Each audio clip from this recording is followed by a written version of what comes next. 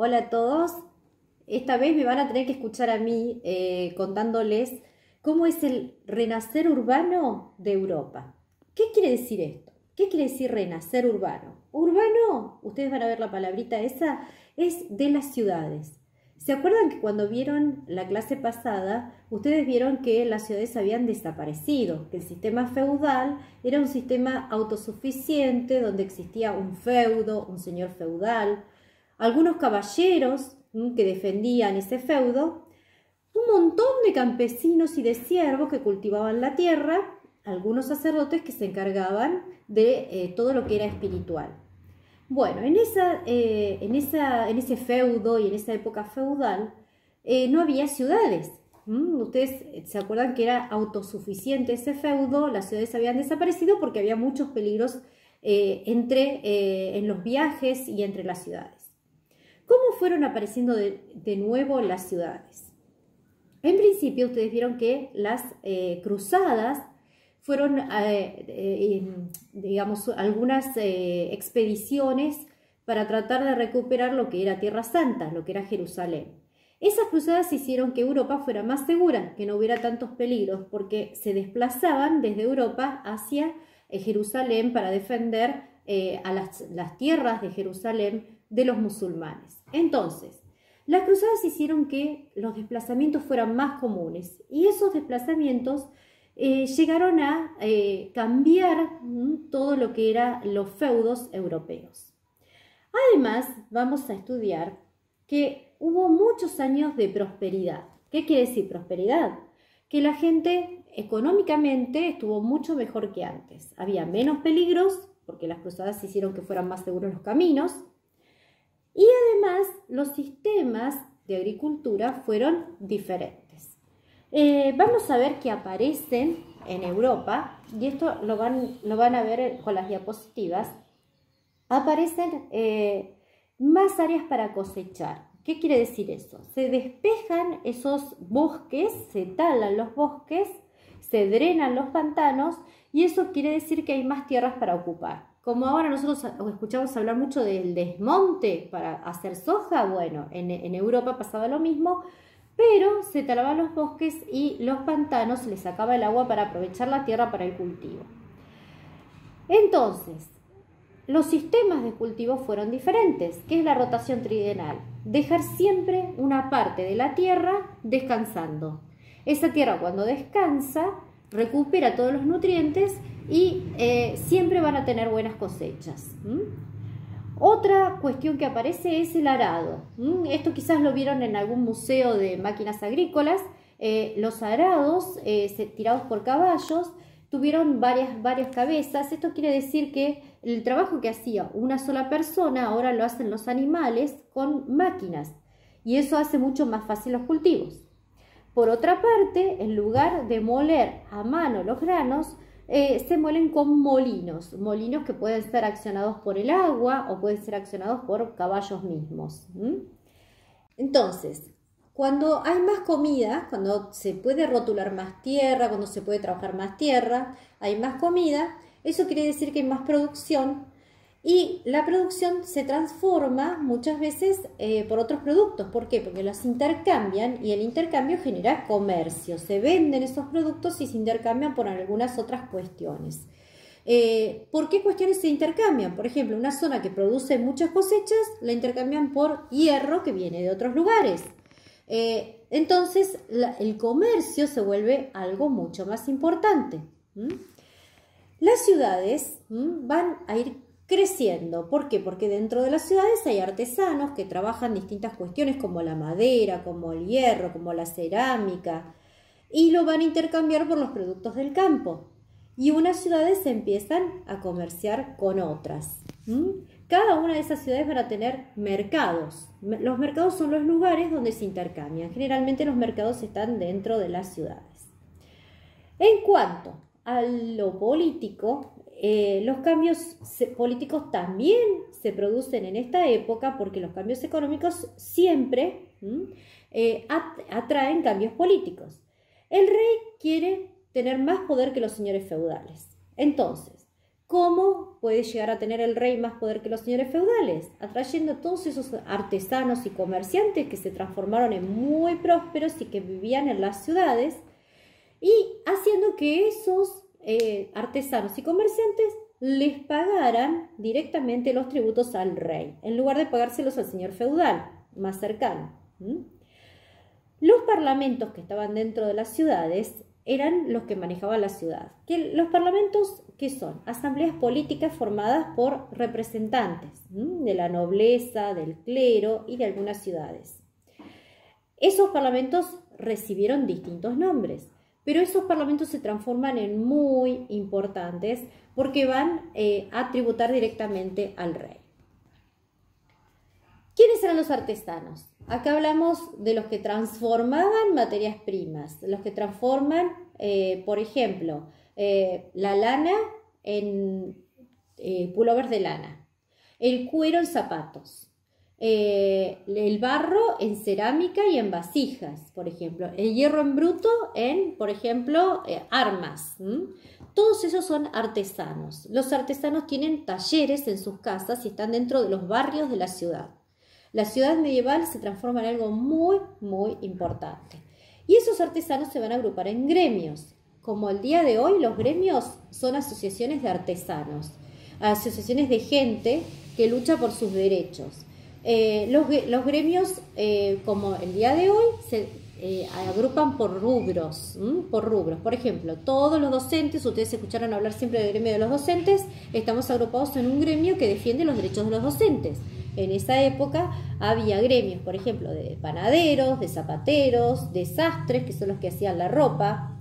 Y esos gremios se defendían a los integrantes entre sí y tenían normas o estándares de calidad. Por ejemplo, todos trabajaban de la misma manera para poner precio a sus productos y el precio lo fijaban los gremios. También tenían aprendices, tenían maestros dentro de esos gremios que hacían que la calidad de los productos fueran más o menos similares en cada una de esas ciudades. Los maestros eran los líderes de los gremios, tenían una tienda en su propia casa, generalmente la tienda estaba abajo donde vendían los productos y vivían en el mismo taller en la parte superior, arriba. En cada una de esas casas de los maestros había aprendices, donde la gente joven aprendía a hacer el trabajo y empezaban a aprender desde los 14 años, más o menos, a veces antes. Aprendían, por ejemplo, a trabajar la tela, a hacer zapatos, aprendían a hacer cerámica, a trabajar el hierro.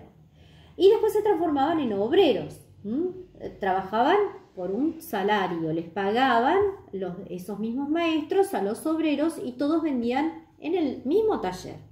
Y había barrios en las ciudades, barrios de zapateros, barrios de ceramistas, barrios de herreros, barrios de sastres, por ejemplo, que hacían ropa, cada uno en un barrio distinto. Una persona quería comprar una camisa, sabía que tenía que ir al barrio de los sastres. Quería ir a comprar un pullover, sabía que tenía que ir al barrio de los tejedores. Era bastante fácil. Bueno, ahora van a ver ustedes que dentro había ciudades muy, muy importantes donde se producían distintas cuestiones en exceso y que las vendían a otras ciudades. Por ejemplo, una ciudad que tenía la posibilidad de tener muchos herreros podía vender el hierro a otras ciudades e intercambiarlo por otra cosa. Entonces se hicieron caminos por donde la gente recorría para comprar cierta cuestión que necesitaba, como por ejemplo, si necesitaban armas, sabían que iban al centro de Francia o sur de Francia, que había muchos herreros y se conseguían metales, entonces iban a comprar metales. Y se hicieron sistemas de comercio, centros comerciales muy importantes. En este mapita van a ver los distintos centros comerciales. Acá van a ver una casa, una sección de una casa de un artesano. Entonces van a ver que hay una tienda, se vendía, el taller que estaba atrás y la vivienda, lo que les conté recién, la vivienda de los artesanos, donde aprendían los aprendices, vivían junto con el maestro. Bueno, los judíos. Los judíos, como ustedes saben, que el año pasado algo vimos sobre los hebreos, que vivían dispersos en toda Europa, se transformaron en los principales banqueros. ¿Por qué? Porque ellos no tenían ningún problema en manejar dinero. A los católicos les costaba bastante eso del intercambio de dinero. Entonces, muchas veces recurrían a los judíos que hacían préstamos, se dedicaban a prestar dinero unos a otros. Y fueron las primeras semillitas de los bancos. Ustedes saben que ahora en los bancos se guarda la plata y se pide prestada plata y después se devuelve al banco. Bueno, los judíos fueron los que empezaron con esta cuestión en la Edad Media. ¿Cómo se organizan las ciudades? Las ciudades eran controladas por los nobles y por los monasterios, pero se fueron convirtiendo cada vez en más independientes. Las ciudades en realidad tenían cada una de ellas una especie de municipio que se llamaba ayuntamiento. Las ciudades tenían su propia organización, y esa organización estaba más que nada en manos de artesanos y de comerciantes, que eran los que vivían dentro de la ciudad. Redactaban sus propias leyes y tenían sus propios gobiernos. Esa gente que vivía dentro de las ciudades se empezaron a llamar burgueses. ¿Por qué se llamaban burgueses?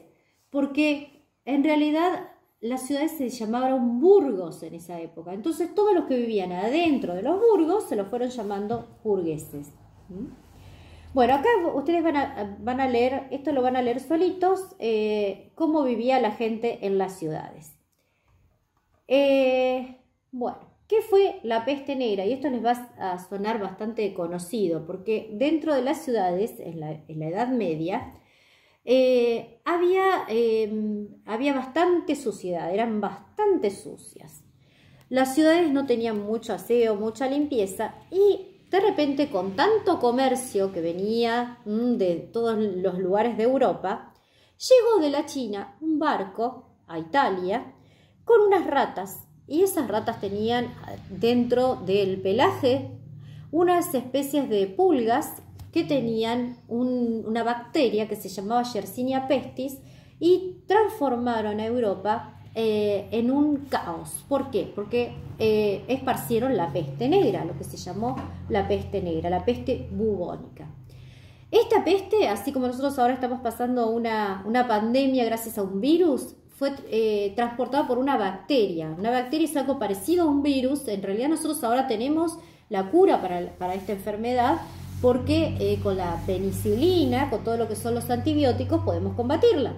Pero en esa época no había cómo combatirla, como ahora no hay cómo combatir este maldito virus del coronavirus. En esa época no podían combatir esto, murió muchísima gente. La mitad de la población de Europa se murió. ¿Qué hacían para controlar esto? Lo mismo que hacemos nosotros. Trataban de no salir de sus casas. Lo que pasa es que en las ciudades había tanta mugre, tanto desastre urbano, que se morían muchísimo y se contagiaban muchísimo. Por eso la gente se fue al campo y trató de aislarse en el campo para no contagiarse.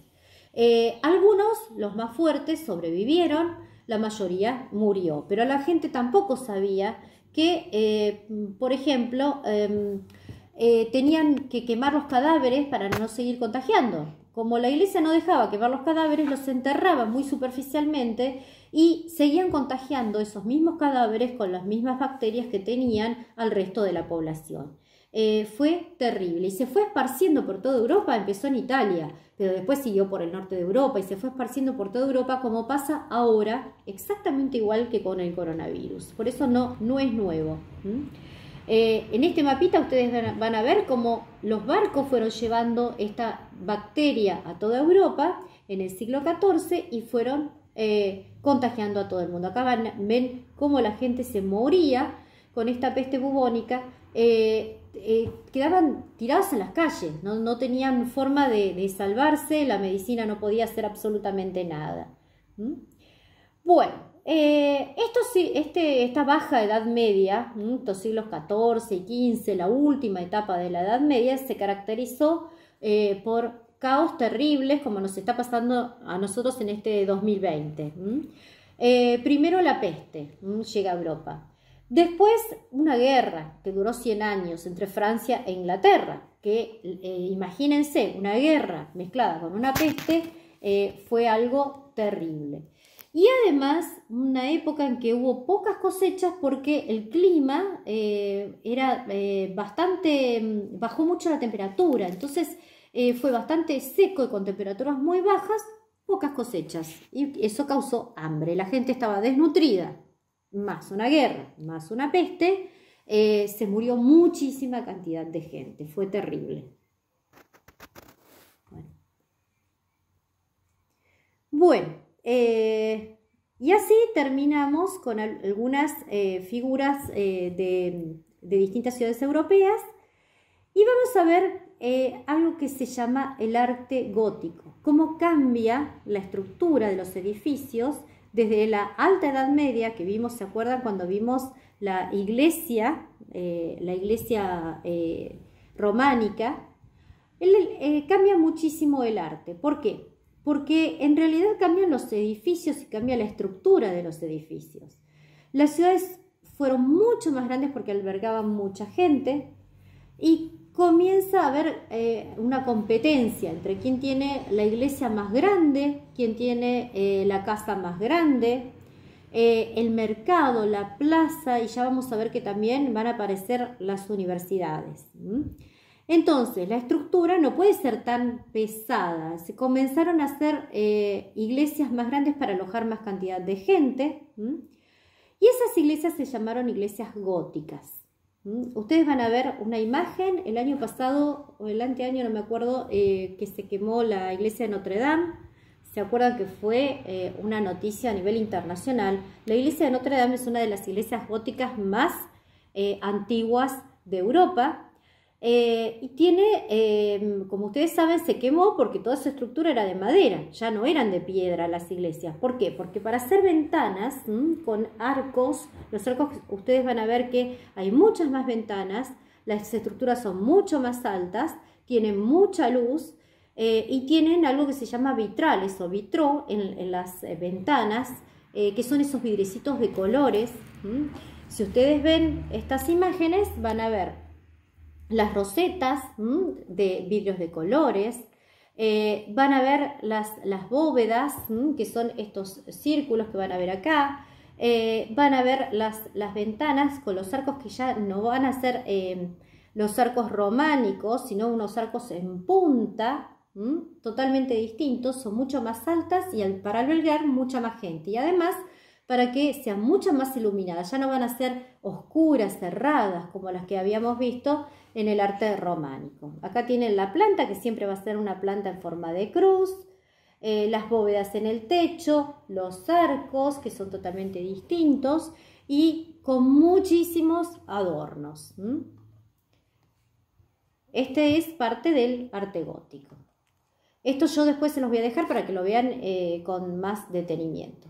Y dijimos que además los edificios que se destacan, además de los edificios de las iglesias, que se llaman catedrales porque son iglesias muy grandes, que para las festividades religiosas tenían que alojar a casi toda la población de la ciudad, así que eran muy grandes. Vamos a ver el nacimiento de las universidades.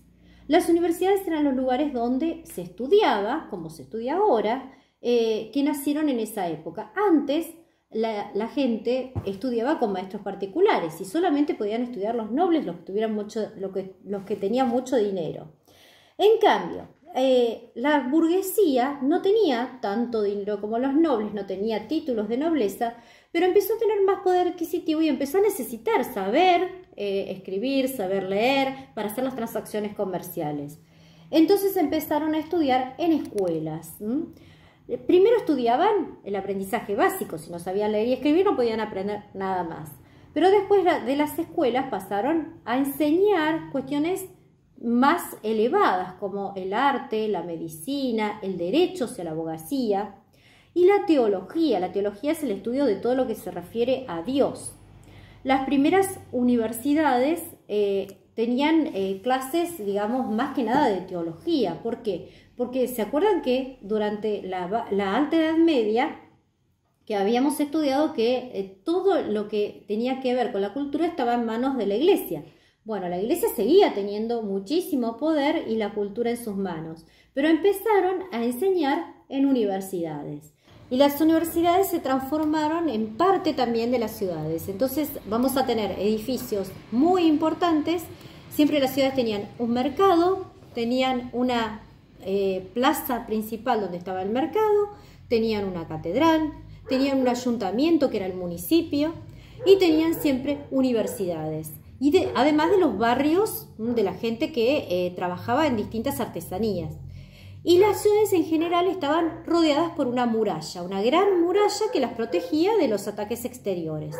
Muchas ciudades crecieron tanto que tienen 2 o 3 murallas, porque tuvieron que ampliarse. Entonces había casas que se construían fuera de la muralla y tuvieron que construir otra muralla para protección.